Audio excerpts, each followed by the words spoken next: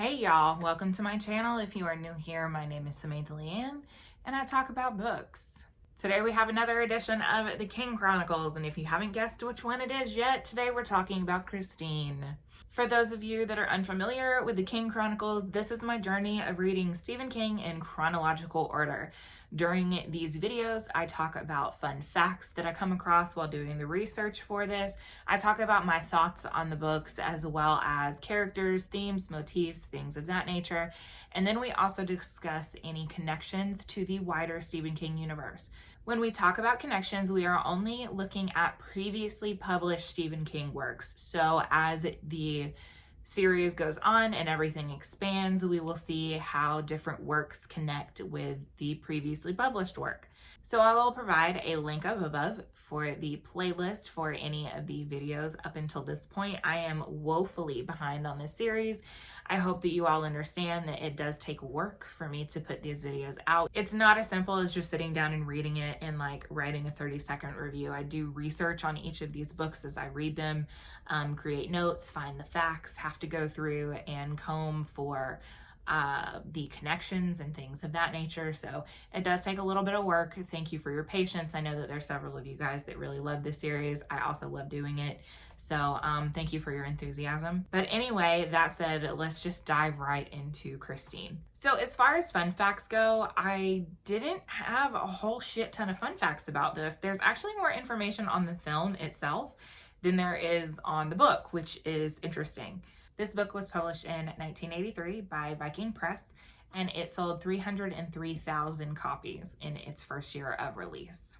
One of the reasons that King decided to choose a 1958 Plymouth Fury for the car that was to become Christine was because he didn't want to choose a car that already had like a legend that was attached to it. So think like, you know, like a Thunderbird or something like that. He wanted kind of like a forgotten car. I didn't know this, but it's really fucking obvious when you think about it, but Arnie Cunningham's name is actually a combination of two characters from Happy Days. So I guess King really liked Happy Days. So one of the things that we know that King loves to do is he loves his quotes and his lyrics and such at the beginning of his chapters.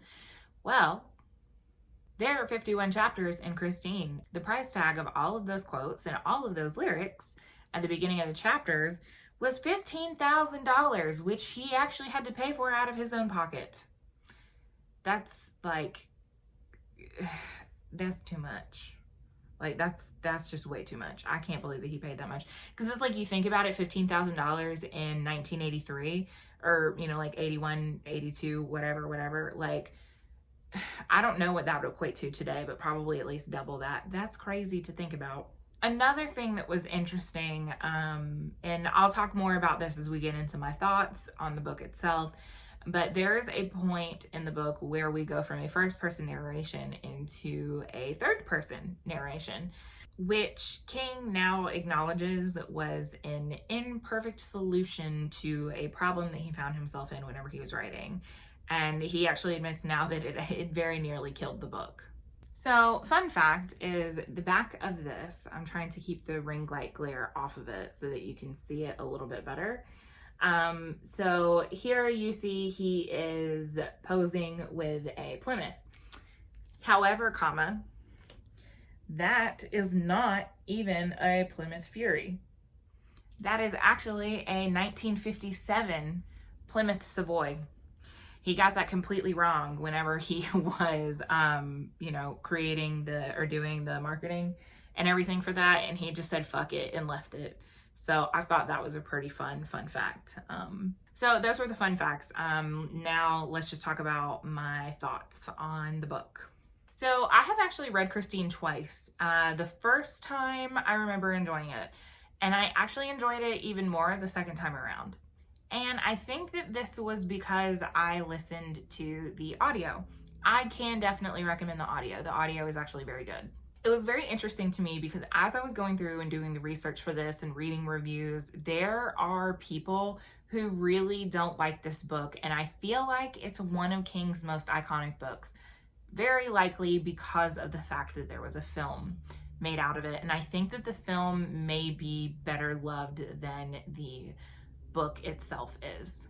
I don't think that I personally would consider this book awful. I do think that it leaves something to be desired, especially like in retrospect. I think that if you're not looking at it in like a critical view at all, like it's entertaining. But if you're looking for any type of deeper meaning or theme or anything like that, like you're not going to find it here. Christine is just a killer car. Like that's pretty much it to me. This story in itself is just completely straightforward. Nerdy boy has a good friend who is a jock who is well loved by most people. Nerdy boy buys car. Nerdy boy becomes possessed by a ghost that is attached to car. Car falls in love with boy. Boy falls in love with girl. Car gets jealous and starts killing people. Yeah, you guys know the plot. What am I doing? I don't know what I'm doing. I do think that the execution of the story definitely leaves something to be desired. I will say that. It's very interesting because one of the facts about Cujo that everybody just like, I feel like even if you've never read Cujo, you know that Cujo was the book that Stephen King does not remember writing because of his drug-fueled haze that he was in, right? But I think we fail to remember that during the same time period that Christine was written, like he still very much had a substance abuse problem during this time. And I think that shows more in this book than it did in Cujo. And King has been accused of being long-winded and wordy and, you know, bloated and all of those things. But I don't think that up until this point, I feel like all of his longer books, there has been a reason that they've been longer and not even verbose, but they've been longer, more descriptive, whatever. In this one, I don't think that it was as warranted as it was in some of his other books. Like example being Salem's Lot, maybe. Salem's Lot was considered long. The Stand was considered long. This, you can see the paperback version is pretty huge. And I think a lot of that could have been edited down, really. It's also interesting that King has admitted like literally writing himself into a corner whenever he was writing this. And I think that just goes to show that this book wasn't as like thoroughly plotted out as maybe some of his other books have been, which I know that as you're writing, and I know this now as I have like started dipping my toes into writing, that stories change as you write them. You can have one idea going into a story and have it morph into something completely different. So like I get it to a degree, but the way that he chose to solve the problem and to get out of the corner that he wrote himself into definitely left something to be desired. And that's that shift that we were talking about, the different points of view.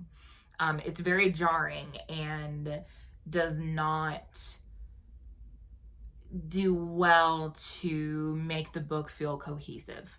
In this, there's a lot of overindulgent descriptions that really just bloat the story, like I said, and you know, stuff that's just completely unnecessary that could have been edited out. And again, like the characters aren't even all of that compelling when you think about it. Like, sure, Arnie is very sympathetic. Like whenever Dennis talks about Regina, his mother, and you know, like what a bitch she is, and you know how Arnie has you know, they've been best friends, but he's not really had like a whole shit ton of other friends. And, you know, he meets this nice girl, Lee, and Dennis falls in love with her. And which, speaking of Lee, she was a Susan, you know, when you think about it. Susan, we talked about in Salem's Lot,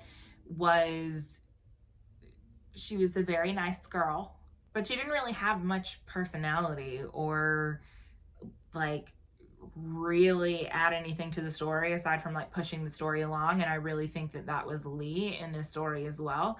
Like she was just there to bring that like point of contention between Arnie and Dennis, I really feel, because she had literally no personality whatsoever. And going back to Arnie, like even though he is sympathetic to a point, Like we do feel bad for him. There's really no character development as the story goes on. Like Dennis is the nice guy. He's such a nice guy. He was friends with the nerdy kid, and then he feels so bad about falling in love with Lee, and he wants so many good things for Arnie. Like he's such a good guy. Like there's nothing compelling about any of these characters, and I love a good character driven story, and I didn't get that from this. So there's that. I think the premise of the story itself is interesting enough. It really is. Like, when you look at it strictly from the perspective of it's a killer car story, like, yeah, that's fucking cool. And that's about all it has going for it. And I think that's one of the reasons that the film is more widely known than the book, because the book was just like, it could have been an entertaining killer car story without all of the unnecessary bullshit, and it probably would have been successful if that had been the case. So there are some like creepier moments, some scarier moments, like with Arnold LeBay in the car, and as he, continues to deteriorate, and as we, the dread of knowing that Christine is like waiting for them and that sort of thing. Like, those moments are all right, but it's not even really like scary when you think about it. I think that if I was going to recommend anyone read this, I would tell them to listen to the audio version, because the audio version, as I said, was very good. The performance is good. And I think that whenever you have a good performance like that, it can help you to overlook some of the other things that maybe aren't as, beneficial to the story, and maybe just makes that a little bit easier to consume, in my personal opinion. And then, the other places you can speed it up because it doesn't feel quite as long. So overall, it was just okay. I think that I have it rated 4 stars, which is interesting. It's one of those things where it goes to show you that how you feel upon, like, right after finishing something and how you feel as time goes on can sometimes be very different. I've had that happen several times with several different books, and it definitely happened with this. So again, that's not to say that it's like terrible. I don't think that it's one of King's stronger works. I think the next one in the series that we're going to talk about, Cycle of the Werewolf, I think I'm pretty sure it's Cycle of the Werewolf. It's Cycle of the Werewolf or Pet Sematary. It's one of those two. I can't remember which, but I think that both of those are infinitely better than this one right here. So there's that. Usually at this point we would take the time to talk about some characters, but I've actually already discussed characters. I've discussed that the characters are one-dimensional and not really worth discussing. I couldn't find any real specific like theme or motif or anything along those lines. It was just a killer car story, and there's nothing wrong with that. Like, sometimes there doesn't have to be a deeper meaning with things. And my favorite part is connections to the wider Stephen King universe. And here's the crazy part. I literally could not find a single one. Couldn't find one. I couldn't find any in my read through. I couldn't find any in the research that I did online. Like, nobody could really find any. Now, there will be works that we'll discuss later that will reference Christine, but as of right now, I couldn't find any connection to anything in his previously published works. So have you read Christine? How did you feel about Christine? Comment down below and let me know. Are there any connections that I missed? Like, did I legit and everybody else legit miss any connections? Please comment down below and let me know. As previously stated, next up is either Cycle of the Werewolf or Pet Sematary. I can't remember which one it is, but Pet Sematary I'm really looking forward to doing, because that was my very first King that I ever read. So that is going to be really fun to discuss, and I really loved my second read through that I did. So really looking forward to that one. So anyway, comment down below, let me know what you thought of Christine. What book are you most looking forward to talking about with me? What video are you most looking forward to? Also comment down below and let me know.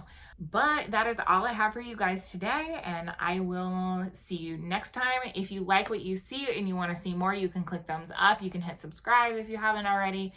You can also click the little bell doodad to be notified whenever I do upload. Also, all of my social media links can be found in the down bar below. You can get at me on Twitter, Goodreads, or Instagram. There's also several links in the down bar where you can find a plethora of other ways to support me if you so desire to do so. As always, thank you guys so very much for watching, and I will see you all next time. Bye.